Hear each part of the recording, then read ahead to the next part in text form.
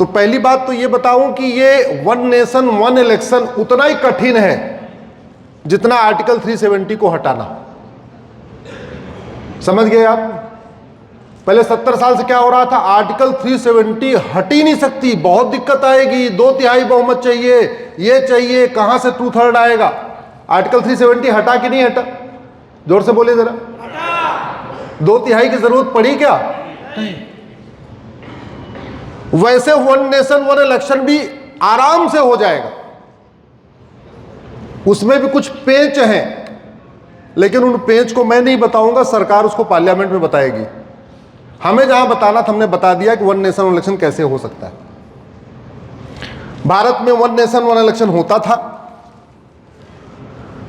1951-52 में one nation one election हुआ, 57 में वन नेशन वन इलेक्शन हुआ, 1962 में वन नेशन वन इलेक्शन हुआ। जब तक नेहरू जी प्रधानमंत्री थे तब तक वन नेशन वन इलेक्शन हुआ। गड़बड़ी शुरू हुई जब बेटी प्रधानमंत्री हुई, और बेटी के प्रधानमंत्री से ज्यादा गड़बड़ी शुरू हुई जब बेटी का बेटा राजनीति में इंटरेस्ट लेने लग गया।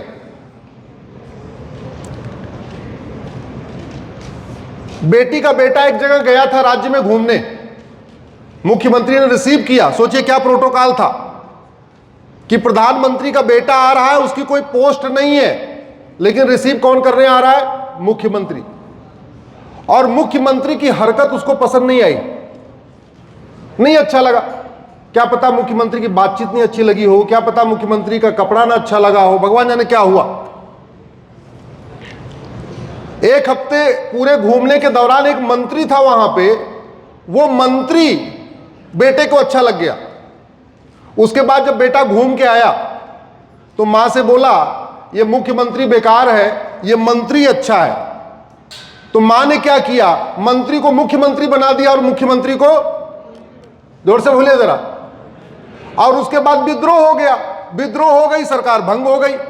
तो वन नेशन वन इलेक्शन की जो साइकिल टूटी है वो 1966 के बाद टूटी है, जब इंदिरा जी प्रधानमंत्री बनी। हालांकि 67 वाला जो इलेक्शन हुआ था उसमें प्रधानमंत्री इंदिरा जी थी, उस समय भी वन नेशन इलेक्शन हो गया था। लेकिन 77 के बाद बहुत तेजी के साथ राष्ट्रपति शासन लगना शुरू हुआ, और राष्ट्रपति शासन मनमाने तरीके से लगना शुरू हुआ। किसी ने जितनी बड़ी पोटली पहुंचानी थी दिल्ली, वो पोटली नहीं पहुंचाई, छोटी पोटली कर दिया तो राष्ट्रपति शासन लगा दिया। किसी दिन बेटे को घुमाने में कोई लापरवाही कर दिया तो राष्ट्रपति शासन लगा दिया। कहीं कहीं ऐसे भी हुआ राज्य में, बेटा गया, बेटे को एक दूसरा व्यक्ति अच्छा लग गया, कोई मंत्री अच्छा लग गया, विधायक अच्छा लग गया, उसको मुख्यमंत्री बना दिया, इसलिए वहां पे विद्रोह हो गया तो राष्ट्रपति शासन लग गया। तो पूरा का पूरा भारत की जो साइकिल डिस्टर्ब हुई वो उस वजह से हुई। हम जब वन नेशन वन इलेक्शन की बात करते हैं तो बहुत एक छोटी चीज की बात करते हैं कि इससे जी पैसा बच जाएगा। मेरा मानना है कि पैसा व्यक्तिगत मेरे लिए उसकी कोई इंपॉर्टेंस ही नहीं है। अरे 5,000 करोड़ बच जाएगा, 10,000 करोड़ बच जाएगा, 15,000 करोड़ बच जाएगा, 20,000 करोड़ बच जाएगा। जो बड़ी चीजें होगी वन नेशन वन इलेक्शन से, उस पर चर्चा नहीं होती है, मैं आपसे उस पर चर्चा करूंगा। भारत में नहीं, दुनिया के 48 देशों में वन नेशन वन इलेक्शन होता है, और दुनिया के 48 देशों में केवल वन नेशन वन इलेक्शन नहीं होता, संडे को इलेक्शन होता है। मतलब वहां 5 डे वर्किंग होती है, सैटरडे को पोलिंग बूथ जो पोलिंग कराने वाले हैं पहुंचते हैं, और संडे इलेक्शन हो जाता है, और मंडे से फिर काम शुरू हो जाता है। सोचिए जरा उन 48 देशों की सोच देखिए कि एक दिन छुट्टी न करना पड़े, इसलिए संडे इलेक्शन होता है। मेरे साथ जोर से बोलिए, अल्बानिया में संडे इलेक्शन होता है और वन नेशन वन इलेक्शन होता है। अर्जेंटीना में संडे इलेक्शन होता है और ऑस्ट्रिया में संडे इलेक्शन और one nation one election. Belgium में संडे इलेक्शन और वन नेशन इलेक्शन। बोलीविया में, बोस्निया में, ब्राजील में संडे इलेक्शन होता है और वन नेशन इलेक्शन होता है। और संडे और ब्राजील की इसलिए मैं विशेष बात करूंगा कि ब्राजील का क्षेत्रफल हमसे 2.5 गुना ज्यादा है। जो भारत का क्षेत्रफल है उसका 2.5 गुना बड़ा है ब्राजील। वहां पे भी संडे को इलेक्शन होता है और वन नेशन इलेक्शन होता है। Bulgaria, Chile, Colombia, Croatia, Cyprus, Finland Sunday election होता है और वन नेशन इलेक्शन होता है। France, Germany, Greece, Hong Kong, Hungary, बाकी तो छोड़ो, नाना जी के यहां भी वन नेशन इलेक्शन होता है। इटली में भी संडे को इलेक्शन होता है और Japan, Luxembourg, Malaysia, Mexico, Poland, पुर्तगाल, रोमानिया और रूस में भी संडे को इलेक्शन होता है और वन नेशन इलेक्शन होता है।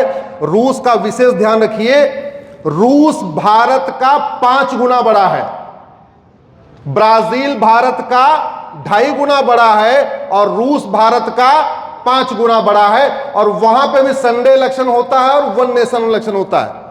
और रूस में चुनाव कराना बहुत ही कठिन है, क्योंकि हमारे यहां कुछ एरिया में बर्फ गिरती है, कुछ एरिया में -4-5 टेम्परेचर जाता है और रूस में बहुत बड़े एरिया में -20, -25 तक टेम्परेचर जाता है। ऑस्ट्रेलिया में संडे को इलेक्शन होता है, वन नेशन इलेक्शन होता है। ऑस्ट्रेलिया का क्षेत्रफल हमसे 2.5 गुना ज्यादा है। Spain, Sweden, Switzerland, Thailand, Turkey, Ukraine, Uruguay, Venezuela, ऐसे 48 देश हैं जहां संडे को इलेक्शन होता है, वन नेशन वन इलेक्शन होता है। जो सबसे बड़ा फायदा होगा, जो समाज के लिए भी फायदा होगा, राष्ट्र के लिए भी फायदा होगा, आर्थिक गतिविधियों के लिए भी फायदा होगा, आर्थिक विकास के लिए फायदा होगा, भौतिक विकास के लिए फायदा होगा, आध्यात्मिक विकास के लिए फायदा होगा, नैतिक विकास के लिए फायदा होगा, चारित्रिक विकास के लिए फायदा होगा, कि आप जरा ध्यान से देखिए, जाति का जहर सामान्य परिस्थितियों में ज्यादा घोला जाता है इलेक्शन के पहले। जोर से बोलिए जरा, इलेक्शन के पहले। तो हर साल इलेक्शन होता है, तो हर साल इलेक्शन के पहले जाति का जहर शुरू हो जाता है। आज जब 55 महीने तक इलेक्शन होगा ही नहीं, एक बार इलेक्शन होगा 5 साल में, 5 साल में हो गए 60 महीने, तो 60 महीने में 55 महीने शांति रहेगी। केवल 5 महीने में जाति का जहर भी घुलेगा, भाषा की जहर भी घुलेगा, क्षेत्र का भी जहर घुलेगा, साड़ी वाड़ी भी बटेगी, शराब वराब भी बट जाएगी, जितने और भी काम होने वो एक बार हो जाएंगे 5 साल में, कम से कम हर साल तो नहीं होगा। अभी तो क्या हर साल वो काम हो रहा है, अगड़े पिछड़े के आधार पे बांट रहे हैं, दलित बनाम पिछड़ा कर रहे हैं, ये कर रहे हैं, वो कर रहे हैं, दुनिया भर का, और संविधान की शपथ लेके कर रहे हैं। सबसे बड़ा काम वो होगा। दूसरा क्या काम होगा, अंग्रेजों ने कानूनों के जरिए एक लाक्षागृह बना दिया भारत में, और अंग्रेजों के लाक्षागृह में काफी कुछ तो काम हो चुका है। मैं धन्यवाद दूंगा वर्तमान सरकार को, मोदी जी को धन्यवाद दूंगा, जिन्होंने पिछले 10 वर्ष में 1500 कानून खत्म किए हैं, लेकिन अभी 222 कानून और बाकी हैं। और वो जो 222 कानून बाकी हैं उसमें वक्फ एक्ट भी है, प्लेस ऑफ वर्शिप एक्ट भी है, और भी सारे चीजें हैं जो पहले अंग्रेजों के समय कुछ और थी, बाद में कुछ और हो गई। इनको बदलने के लिए पार्लियामेंट का सत्र चलाना पड़ेगा। अभी क्या हो रहा है, लगातार चुनाव है, तो सांसद विधायक को बूथ सम्मेलन भी करना है, सांसद विधायक को पिछड़ा सम्मेलन, अगड़ा सम्मेलन, दलित सम्मेलन, ये सम्मेलन, वो सम्मेलन भी करना है, लगातार बुरा भाग करते रहना है। संसद विधानसभा में कम ध्यान है, इधर बूथ पे ज्यादा ध्यान है, कहां कितनी वोट है, कहां कितनी वोट है, कहां कितनी वोट है। वन नेशन वन इलेक्शन होगा तो 55 महीने तक संसद का सत्र भी बढ़िया चलता रहेगा, क्योंकि इस क्षेत्र में ज्यादा ध्यान नहीं देना है। जो लोग राजनीति में बड़े इंटरेस्टेड हैं उनके लिए भी फायदामंद है। अभी क्या होता है, कुछ वरिष्ठ लोग विधानसभा हार जाते हैं तो लोकसभा पहुंच जाते हैं, लोकसभा हार जाते हैं विधानसभा पहुंच जाते हैं, वो कहीं न कहीं अपना बुरा भाग कर लेते हैं। 5 साल में एक बार चुनाव होगा तो पॉलिटिकल पार्टियों के लिए मजबूरी है सबसे बेस्ट कैंडिडेट छांट के ले ले, क्योंकि एक बार ये हारा तो मामला गया, तो 5 साल तक गया तो गया। कुशाभाऊ ठाकरे फाउंडेशन के लोग ज्यादा ताली बजा रहे हैं, लगता है इसमें कुछ लोग इंटरेस्टेड हैं। कुछ लोग इसके लाभार्थी होने वाले हैं उस वन नेशन वन इलेक्शन के। वन नेशन वन इलेक्शन से मजहबी उन्माद खत्म होगा, वन नेशन वन इलेक्शन से भ्रष्टाचार खत्म होगा, वन नेशन वन इलेक्शन से अपराध खत्म होगा, वन नेशन वन इलेक्शन से काला कारोबार चलता है इलेक्शन टाइम में वो खत्म होगा। और वन नेशन वन इलेक्शन पे लगातार रिपोर्ट आ रही है। 1983 में इलेक्शन कमीशन ने पूरे देश में चर्चा करने के बाद कहा था वन नेशन वन इलेक्शन होना चाहिए। 1999 में लॉ कमीशन ने कहा वन नेशन वन इलेक्शन होना चाहिए। 2015 में पार्लियामेंट्री कमेटी ने कहा वन नेशन वन इलेक्शन होना चाहिए। और मैं भी कह रहा हूं वन नेशन वन इलेक्शन होना चाहिए, क्योंकि 222 अंग्रेजी कानून अभी भी बचे हुए हैं, उनको बदलना जरूरी है। अगर एक भी अंग्रेजी कानून छूटा तो भारत के लिए बहुत बड़ी मुसीबत रहेगी। और 1950 के बाद 2014 तक लगातार भारत को लूटने, बांटने और भारत को बर्बाद करने के लिए कानून बनाए गए हैं, उनको भी बदलना पड़ेगा। वो तभी बदल सकते हैं जब बाकायदा रेगुलर वे में सत्र चलता रहे, रेगुलर वे में पार्लियामेंट फंक्शन करती रहे।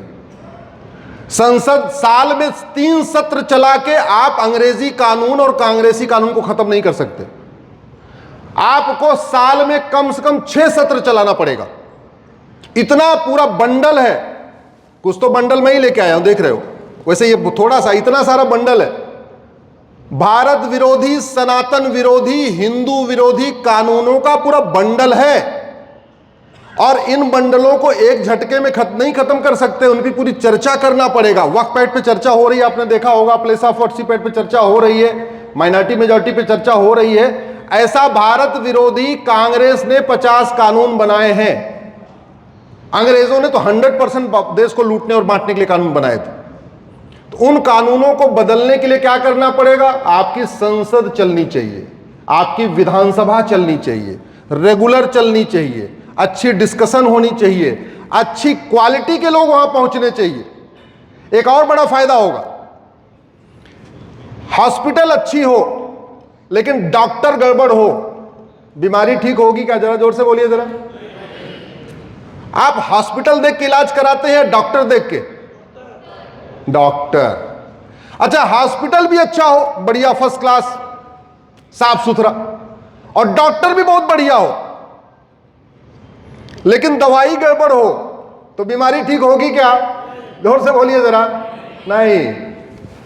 तो राजनीतिक पार्टी भी अच्छा हो, सांसद भी अच्छा हो, मुख्यमंत्री प्रधानमंत्री भी अच्छा हो, लेकिन ये दवाई गड़बड़ हो तो बीमारी ठीक होगी क्या? इस दवाई को बदलने के लिए आपको रेगुलर वे में संसद चलानी पड़ेगी, इसलिए वन नेशन वन इलेक्शन जरूरी है।